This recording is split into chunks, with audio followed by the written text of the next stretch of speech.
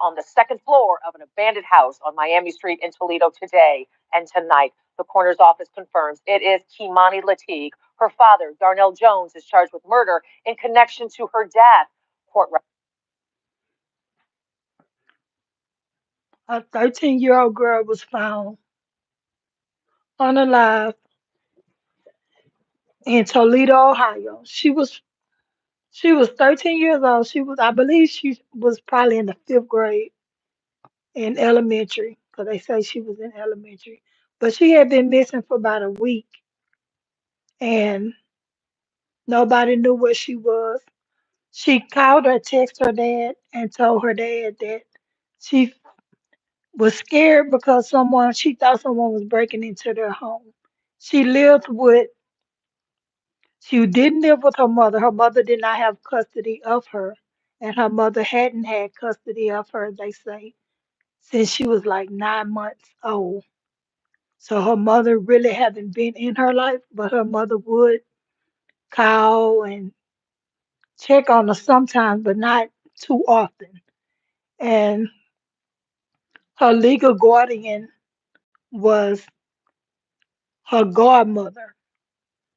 And her godmother raised her from when she was 9 months old until 5 years from now. Her godmother has a best friend that is her legal guardian now. So the lady that was on the scene, the older lady that they're saying is her grandmother that was on the scene. She is her current legal guardian. She she's been having her for 5 years, but legally signed over for her within 1 year ago. So the man that is charged with her deceased is her biological dad. It's kind of all confusing, but it's her biological dad, and he started building trust with the little girl. He started building trust with the little girl and the legal guardian, and saying like he's gonna take care of her, he gonna be good to her and all that. He wanna be in her life and all that. So the legal guardian, she worked the night shift, so she was off that night. And I believe they say she come home at like 9 o'clock in the morning or something like that. She was off that night, and the little girl texted her father saying that she heard some. She was scared because she heard somebody like they was trying to break into the home. I believe she was also the only child at the home too. So the dad come to the home with his friend. Well, he say he come to the home with his friend, and they stay about an hour, a little over an hour. They stay, and they left because I guess they saying that they didn't see anything. So the next morning, the legal guardian, which is I guess she called probably her grandmother, the legal guardian come home from work, and she see the house all torn up like someone must have ransacked the house looking for something. But she also does not see the little girl there. And the little girl was 13. She made 14 this Friday. So the grandmother, she looks for the girl. She don't see the girl. She calls the school, and the school say that she's not there. So I guess she must have called the police or something. But the neighbors and everybody, they went looking for the girl, and police end up going to a vacant house. The girl's body was found on the second floor of an abandoned house. It was an old burnt house on Miami Street in Toledo. She was reported missing like last week. An autopsy was done, and she passed of multiple incised wounds to the neck. Her neck was almost cut off, and Both her hands was cut off. I believe she must have been trying to fight back, but her hands was cut off and she was raped. She was a student at Spring Elementary School. She was about to make 14.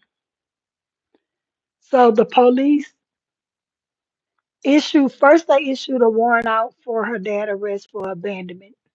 Then those charges end up turning into murder. The police, I guess, ran up on him. They had to shoot him because they say he had a gun or something like that. So they shot him, but he survived. He was in the hospital, and he he said that he did cut her hands off, and he also said that he cut her neck. So he said he did it, and now he's charged with murder. Um, Emotions was real high that day as they was taking because they got videos everywhere of them taking her body out the house, and they got videos of the mother, the biological mother. She at the scene, and the legal guardian, which the one that was raising her. So everyone's accusing the legal guardian, saying she probably knew something about it, but I don't believe she knew anything about it. She wasn't showing too much emotion, but everybody shows their emotions differently than others. Just because you're not crying, I don't believe that means you're guilty of anything. But the mother, the biological mother, she hadn't had the girl in her life, and even though she didn't have a daughter in her life, I feel that she still is grieving very badly too.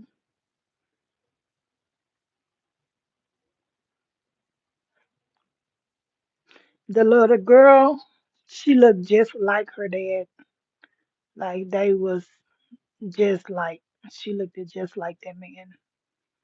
His name was Darnell Jones. He was 33. Well, he is 33.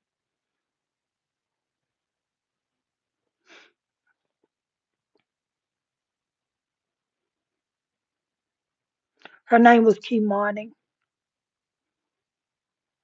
the little girl.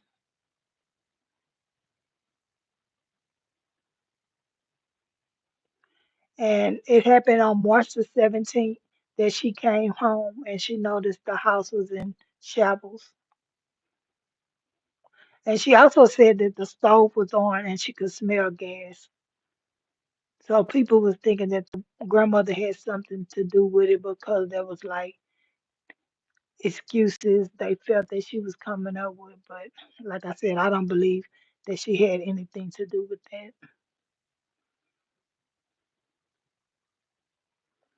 But yeah, she was just she was a pretty little girl. And she was just 13 years old.